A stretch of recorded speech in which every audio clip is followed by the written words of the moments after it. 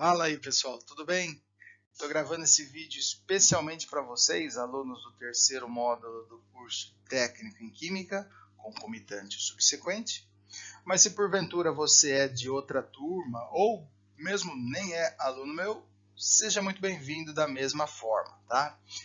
Semana passada fiz um encontro inicial com as duas turmas, no qual a gente não conversou muito sobre o conteúdo do curso em si, tá? Foi uma conversa mais para eu me apresentar, para a gente discutir quais as melhores formas da gente trabalhar junto a disciplina, o que vocês gostam, o que vocês preferem, tá? E a gente vai trabalhar nesse semestre a disciplina de análise química quantitativa de modo assíncrono, tá? Eu vou postar uma videoaula por semana, junto com uma listinha de exercícios, nada muito demorado, tá? Mas essa listinha de exercícios ela vai servir não só para vocês praticarem o conteúdo que a gente está trabalhando, mas também para computar a presença de vocês na aula, tá? Além desses exercícios, nós vamos fazer ao longo do semestre pelo menos 2 avaliações maiores que vão servir para computar a nota final do curso no semestre, tá? Então, a nota final ela vai ser composta pelas notas dessas avaliações, que vão ter um peso maior, e também pelas notas das atividades entregues semanalmente, tá? Se você perdeu esse encontro inicial que a gente teve, não tem importância, porque todas as informações relevantes que eu passei lá, eu disponibilizei no Moodle. O Moodle que vai ser a nossa principal ferramenta de comunicação, tá joia? Ao longo do curso a gente vai fazendo os ajustes finos, mas a gente vai se conversando, eu não vou mudar nada sem que a gente converse antes, beleza? Então, vamos falar um pouquinho dos plantões de atendimento.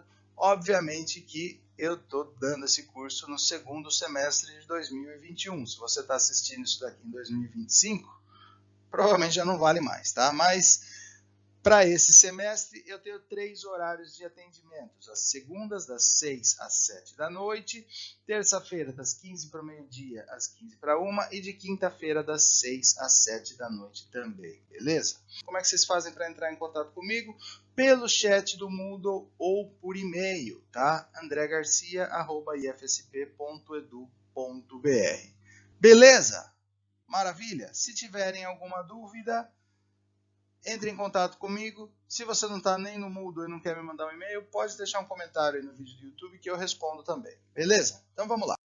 Maravilha. Vamos deixar de lado agora essa conversa mole e vamos falar agora do que interessa. Vamos falar de química. O ser humano ele gosta de classificar as coisas. Ele gosta de pegar um assunto muito grande e dividir, subcompartimentar essas coisas. Com a ciência não é diferente. Quando a gente está na escola, ali no ensino fundamental, a gente tem aula de ciências. Quando a gente vai para o ensino médio, a gente passa a ter biologia, química, física. Se a gente for estudar esses assuntos mais aprofundadamente, a gente vai ter subdivisões desses tópicos. Então, se você for estudar biologia, você vai estudar biologia celular, ecologia, microbiologia. O mesmo vale para química e também para física, tá? Então, se você for estudar a química, você vai ver que a química ela é dividida em várias áreas e tem 4 pilares maiores, tá? Tem a química orgânica, a química inorgânica, a físico-química e a química analítica. Nem sempre essas divisões elas são intocáveis, tá? Muitas vezes a gente tem sobreposição nessas áreas e aí que é a beleza da coisa. Aí quando a gente passa a clicar algum conceito que a gente vê em química orgânica, mas que ao mesmo tempo você vê relacionado em físico-química e também em química inorgânica, e com diferentes abordagens, diferentes perspectivas, você passa a entender que tudo faz parte de uma coisa só. E a química analítica, gente? O que é a química analítica? A química analítica é a área da química que estuda os diferentes métodos de análises químicas, tá? A química analítica, assim como a química, assim como as ciências, também pode ser subdividida em outras áreas. Então, a gente pode dizer que a química analítica ela tem 3 áreas grandes, 3 áreas principais. A gente tem a química analítica qualitativa, a gente tem a química analítica quantitativa e a gente tem também a química analítica instrumental, que acaba muitas vezes fazendo parte tanto da qualitativa quanto da quantitativa. Mas vamos entender um pouquinho melhor o que é a química analítica e o que é, melhor ainda, a química analítica quantitativa. Bom, então, como eu falei lá atrás, a química analítica ela estuda os diferentes métodos de análise química. Ela estuda as análises químicas e as teorias por trás das análises químicas. Como eu falei lá atrás, a gente tem subdivisões para a química analítica, sendo que são duas principais, a qualitativa e a quantitativa. Eu comentei a instrumental, mas a instrumental acaba muitas vezes servindo de auxílio para as análises qualitativas e quantitativas. Tá? Então vamos focar nessas duas grandes áreas, que por sinal são duas disciplinas que vocês têm nesse terceiro módulo, né? As análises qualitativas e aqui as quantitativas. Então, na química analítica qualitativa, o que a gente estuda? A gente estuda métodos químicos de análise que servem para identificação de espécies, ou seja, identificação de substâncias, moléculas ou íons presentes numa amostra, tá? Enquanto que a análise quantitativa, ela serve para quantificar espécies presentes numa amostra, substâncias, moléculas ou íons. Então, se a gente fosse responder uma pergunta com essas duas químicas, a qualitativa e a quantitativa, a análise qualitativa ela ia nos dizer o que tem numa amostra, enquanto que a análise quantitativa ela ia nos dizer o quanto que nós temos dessa substância, desse íon, dessa molécula numa amostra. Beleza? Qual a importância, qual a utilidade da química analítica quantitativa? Vou dar um exemplo aqui bastante óbvio, que eu acho que muitos já passaram. Por exemplo, vocês já fizeram um exame de sangue? Como é que a gente faz para dizer quanto de colesterol você tem no sangue? Quanto é que está o seu HDL? É tudo a partir de uma análise quantitativa. Óbvio que envolve diversas etapas. Você tem que extrair a amostra, ou seja, tem que coletar o sangue. Esse sangue vai passar por um determinado tratamento e depois vai ser feita a análise. E quando a gente estiver falando um pouquinho de estatística e de qualidade de resultado, a gente vai voltar nesse mesmo exemplo do colesterol, tá? Mas vamos dar um exemplo não tão óbvio quanto um exame de sangue. Vamos falar, por exemplo, de flúor. O flúor ele é extremamente importante para a composição do esmalte dentário, da saúde dos nossos dentes, tá?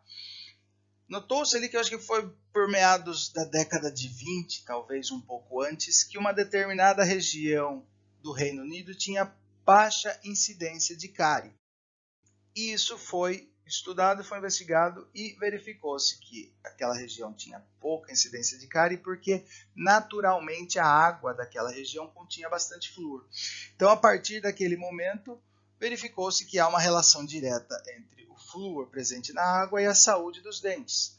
Tanto que, a partir da década de 70, em 74, passou a ser obrigatória a fluoretação da água em sistemas públicos de abastecimento e tratamento de água no Brasil, a partir da Lei 6.050 de 1974. Só que não é qualquer tipo de flúor e em qualquer quantidade que vai cumprir o seu papel de auxiliar na saúde dental, tá? O que acontece? A concentração ideal no flúor, na forma de fluoreto, de íon fluoreto, na água, para que contribua para a saúde dos dentes, é de 0,7 a 1 ppm. ppm é uma unidade de concentração, significa partes por milhão, tá? Então, idealmente, a gente tem que ter entre 0,7 e 1 miligrama de fluoreto para cada quilograma de solução. Então, o ppm é miligrama por quilo, por quilograma, que a gente pode aproximar para miligrama por litro, tá? Não é ideal, mas essa aproximação é relativamente aceita, beleza? O problema é que acima de 2 ppm, o fluoreto ele pode deixar de ser benéfico e passar a ocasionar problemas para a saúde. Então, como é que a gente faz para saber se o flúor está na concentração ideal? Como é que a gente faz para testar a concentração de flúor na água? Ou seja, em todos os sistemas públicos de abastecimento e tratamento de água do país, como é que faz para se atestar a concentração de flúor? A partir de uma análise quantitativa. Então, em todos os sistemas de tratamento e captação de água públicos do Brasil, a gente tem que fazer uma análise quantitativa para atestar a concentração de fluoreto na água. Tá? E como é que isso é feito? Normalmente utiliza-se um instrumento parecido com isso aqui. Isso aqui é um potenciômetro que está acoplado com um eletrodo que é seletivo para íons fluoreto. Tá? Então, uma análise de fluoreto utilizando esse equipamento, esse mecanismo, é um exemplo tanto de uma análise química analítica quantitativa, mas é também uma análise instrumental, porque nós usamos um instrumento eletrônico para fazer essa análise, para fazer essa medição. Existem outras formas de se quantificar e de se identificar íons fluoreto? Sim, mas a análise eletroquímica, usando um potenciômetro com um eletrodo seletivo para íons fluoreto, é a forma mais simples e rápida de se quantificar esse íon. Tá? E se a gente tem que fazer esse tipo de análise em toda estação de tratamento de água, é importante que a análise não seja muito complexa nem demorada. Tá? A gente vai estudar também esses aspectos por trás das análises químicas. Tempo, custo, complexidade, enfim. E qual que é a metodologia por trás de uma análise quantitativa, gente? Quais são os passos? O que a gente tem que ter em mente na hora de fazer uma análise quantitativa? Então, a primeira coisa que a gente tem que pensar é na seleção do método. Tá? Então, vamos pensar de novo no exemplo anterior do flúor na água de abastecimento. Se a gente tiver um método que leva 4 dias para o resultado ficar pronto, vale a pena? Ou seja, em 4 dias, coletou-se a água, tratou-se, mandou para a caixa d'água, ela já abasteceu o hospital, já foi consumida, 4 dias depois sai o resultado.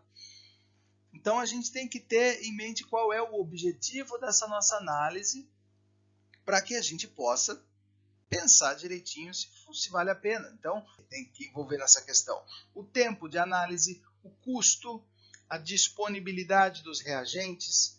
Então, no exemplo do exame de sangue que eu dei lá atrás, se um exame de colesterol ficar pronto em 4 dias, não vai ter tanto prejuízo quanto o resultado da quantidade de flúor na água que tem que ser dado ali na hora, para a gente saber se precisa fazer algum ajuste ou não. Tá? Então, há diferentes aspectos que a gente precisa levar em consideração na hora de escolher o método.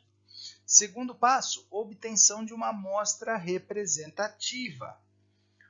O que é uma amostra, gente? Vamos pensar um pouquinho no que é uma amostra.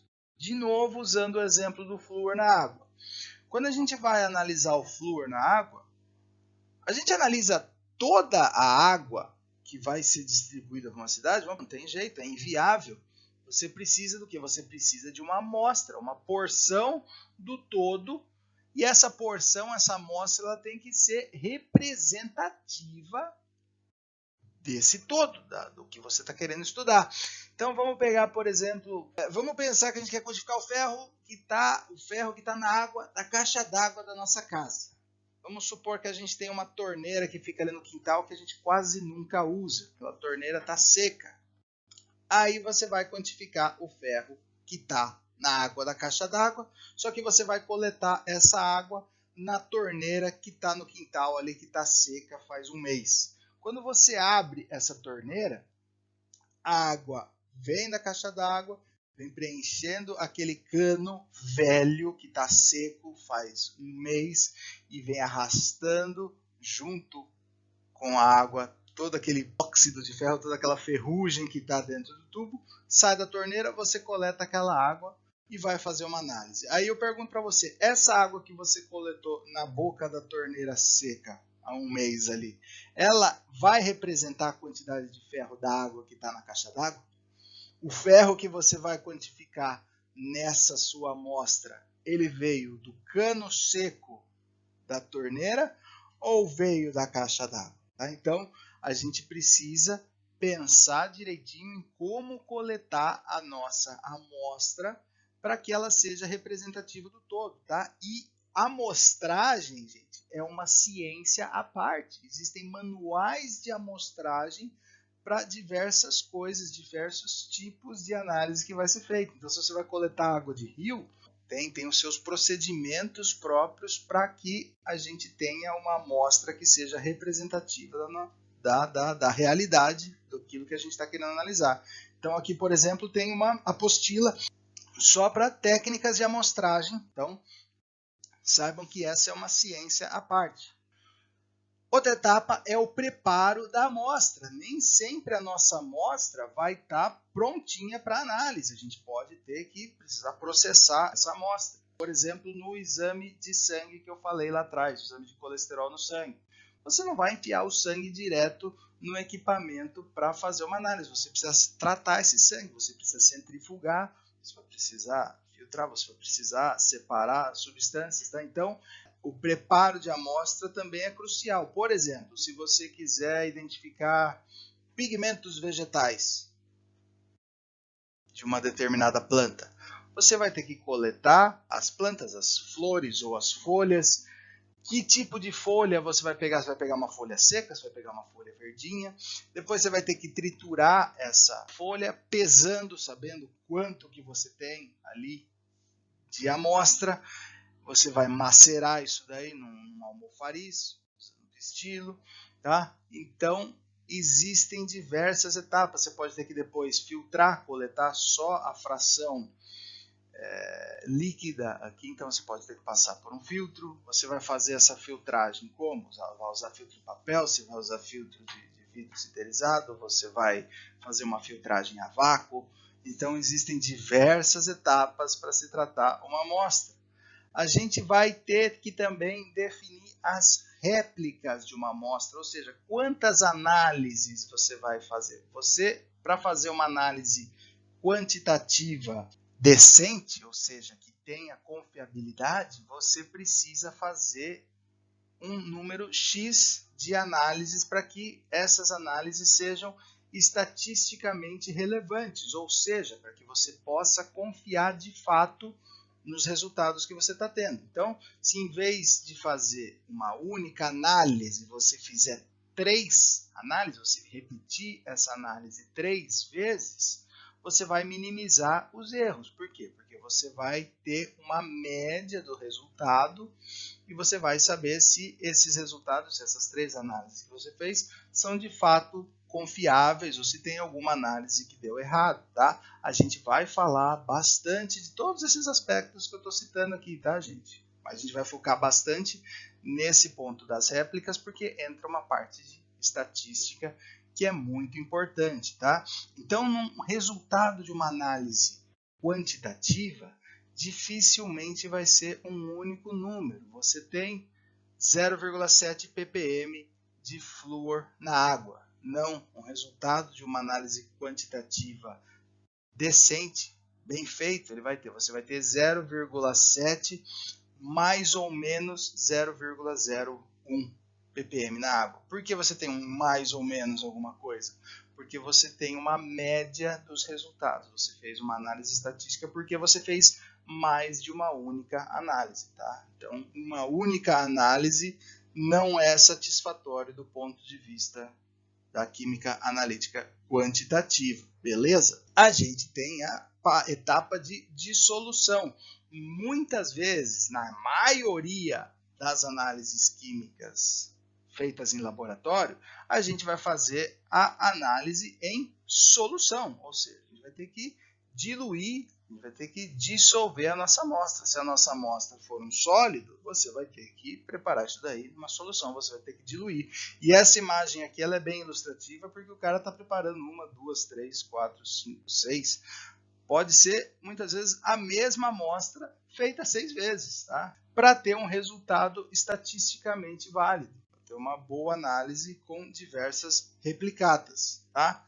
A gente pode ter que fazer também uma etapa de eliminação de interferentes, ou seja, a gente pode ter substâncias ali que interferem na análise, interferem no que a gente quer ver. Então, existem reagentes que podem ser mascarantes, eles podem capturar podem interferir na nossa amostra, para que a gente possa analisar o que a gente quer ver de fato. Um exemplo que a gente usa bastante em cromatografia, que é uma análise instrumental, são esses filtrinhos que a gente chama de SPE, extração em fase sólida. Então, na nossa amostra, a gente contém diferentes substâncias, tá?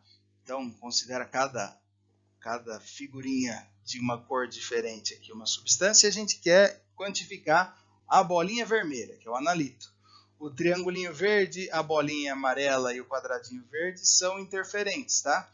Esse filtrinho, ele é feito de um material específico que ele pode permitir com que, por exemplo, o interferente verde ele passe direto, ele não vai ficar retido, tá? O que vai ficar retido? Vai ficar retido as bolinhas e os triangulinhos, eles vão ficar retidos nesse material aqui. Se você usar um determinado solvente específico, você vai liberar o triangulinho verde, que é um interferente, vai sobrar aqui só o seu analito, que é a bolinha vermelha, e esse outro interferente, que é a bolinha amarela. E usando um segundo solvente, você consegue então separar e ter somente o seu analito de interesse, tá?